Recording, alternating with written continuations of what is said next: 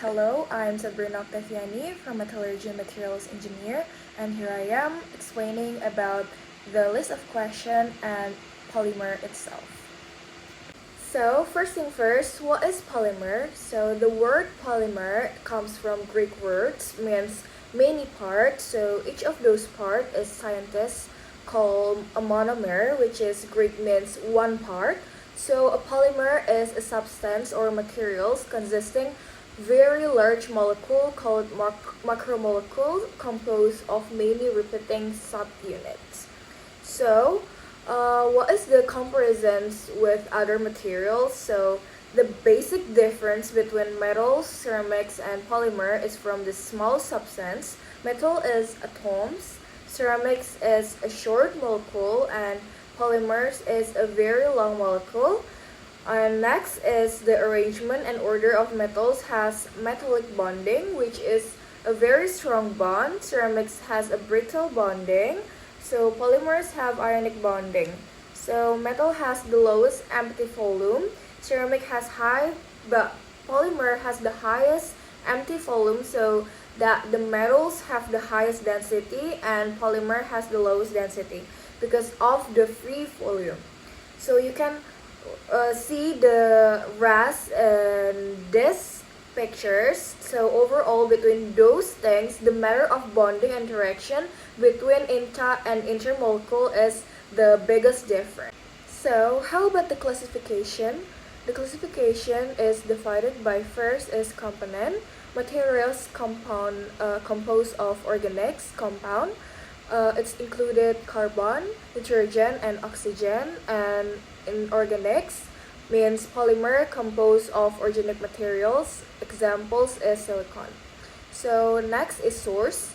First, we divide it by natural source. Natural source for polymers are found in nature and include the substance like proteins, DNA, cellulose, and rubber. The next is synthetic. Synthetic means polymers are made and created through chemical process, and it's very common. Example of synthetic polymer included polyethylene, polypropylene, PVC, polyvinyl chloride, and nylon. So the next is based on degradability. It's divided by non-degradable and biodegradable. You can see in this picture. The next is based on its structure. First, we divide it by linear. So linear polymer have simple straight chain structure with no branching. For example, included high density polyethylene HDPA and polyvinyl chloride PVC. The next is branch polymer. Branch polymer have side chain or branch attached to the main polymer chain. And the example is low density polyethylene of branch polymer. And the next is cross-linked polymer. So cross-linked polymer is polymer that have covalent bond connecting with different polymer chain, and it's creating a three-dimensional network, and vulcanized rubber is a cross-linked polymer example. And the next is thermoset. Thermoset is a monomer building homopolymer, and it means that it consists of identical monomers, and the example is polyethylene, polypropylene, and etc.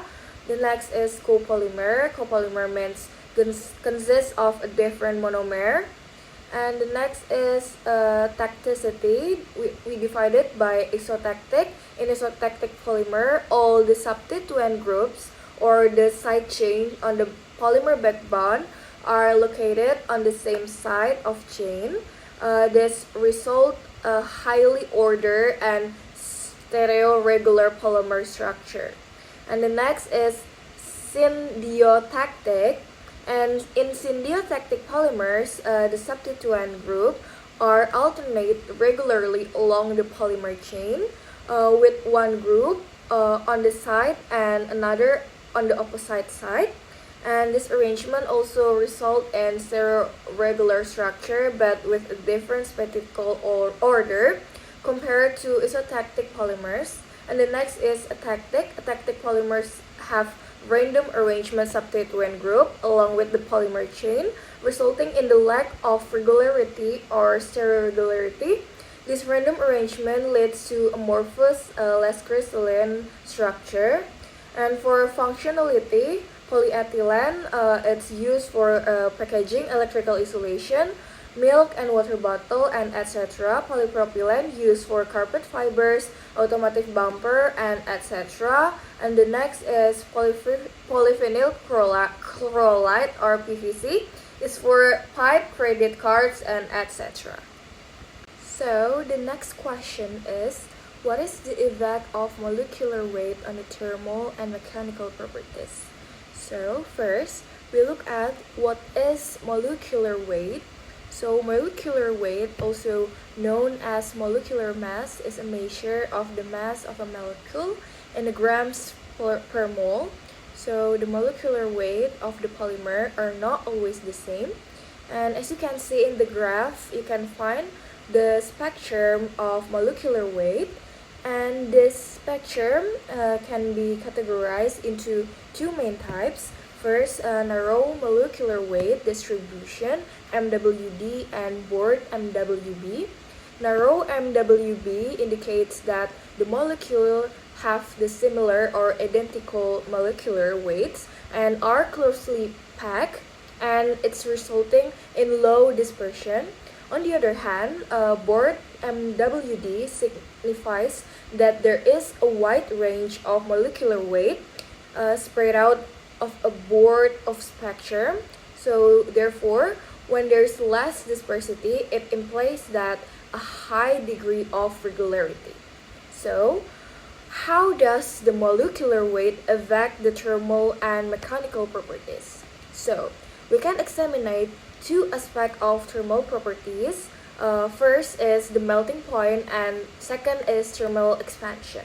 Typically, polymers with higher molecular weight exhibit elevated melting point because the extended chain necessitates more energy to disturb their intermolecular bonds. Conversely, higher molecular weight polymers tend to have reduced coefficient of thermal expansion, indicating they undergo less expansion when subject to heat. This is attributed to the fact that longer polymer chain offer a greater resistance to thermal expansion. So, the thermal expansion itself is the phenomenon in which alteration in temperature lead to change in materials dimensions such as length, area, volume, or density. So, when the material is heated, its constituent particular acquire increased kinetic energy, causing them to move vigorously and on average to become distant on each other. This augmented spacing between particles result in the expansion of the materials.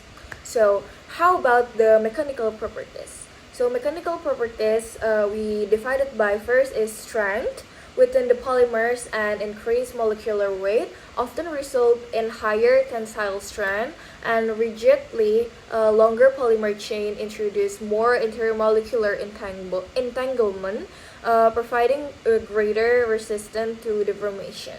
Second is toughness. High molecular weight polymers can display the enhanced toughness due to their capacity to dissipate energy through chain mobility and entanglement.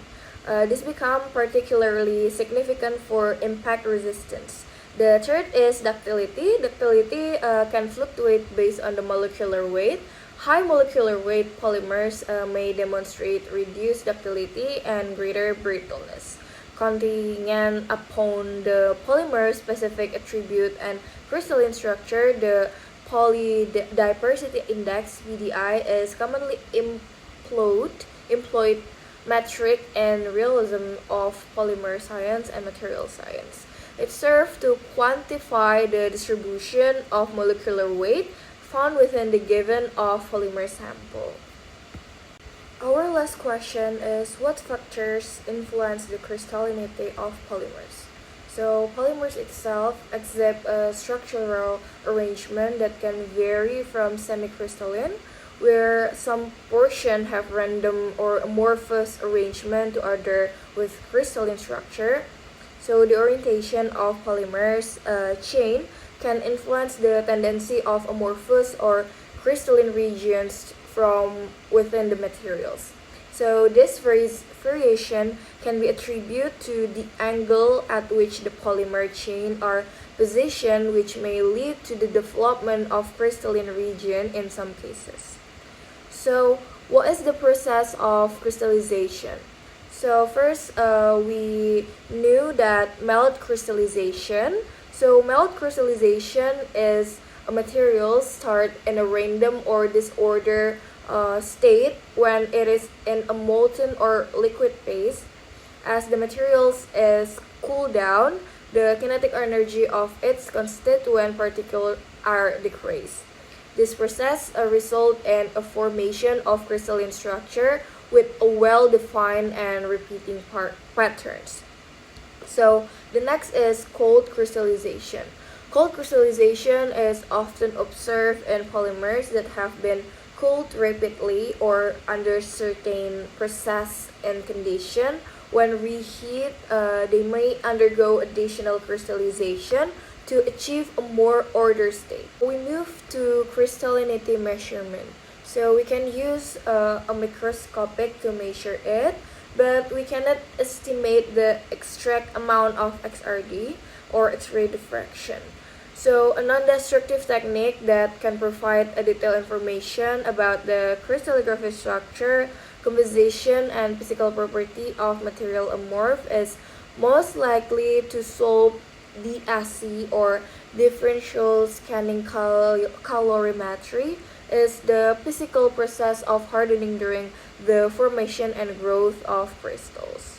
So the crystallinity of polymer is influenced by several factors, including first, molecular weight. Is higher molecular weight polymers tend to have a higher degree of crystallinity, and the longer chain have the more opportunity to pack together tightly in an ordered manner, leading the formation of crystalline regions. The second is, of course, chemical structure. Chemical structure of polymer play a significant role. Polymer with simple, regular, and symmetric structure are more likely to crystallize. For example, polyethylene has highly crystalline structure due to its simple linear chain. And you can see from the picture. And the third is cooling rate. The rate at which a polymer cools during the processing or solidification affect its crystallinity. The slower cooling rates allow the more time for the polymer chain to arrange themselves into crystalline region. Rapid cooling may result in amorphous or less crystallinity structure. And the next is nucleating agents. Additive known as nucleating agents can promote formation of crystalline region in the polymer, and this agent provides site for crystallization to begin and enhance the overall crystallinity of the materials. And the fifth is copolymerization. The presence of the different monomer units and copolymer can disrupt the regularity of reducing crystallinity, and this arrangement of the monomers and their promotion influence the degree of crystallinity. And the next is processing condition. So the condition under which polymer is processed or manufactured can be affected by its crystallinity. The factors such as temperature, pressure, and shear force during the processing can influence the arrangement of polymer chain and crystallinity. And the seventh is additive and fillers. The inclusion of additive or fillers in polymer can affect the crystallinity. So the fillers, for instance, may disrupt the formation of crystallinity regions, while certain additive can promote the crystallization. And the next is a thermal history. Thermal history of a polymer is including the previous heating and cooling cycles can impact its crystallinity. So repeated heating and cooling can result in the change and the degree of crystallinity. And the next is solvent and solvent annealing. In some cases, exposure to solvent and solvents annealing process can affect the crystallinity of polymers. Solvent itu can influence the arrangement of polymer chain and the formation of crystalline structure. And the next is pressure. High pressure can alert the crystallinity of polymer, and some polymer may exhibit a change in crystallinity when subject to high pressure conditions.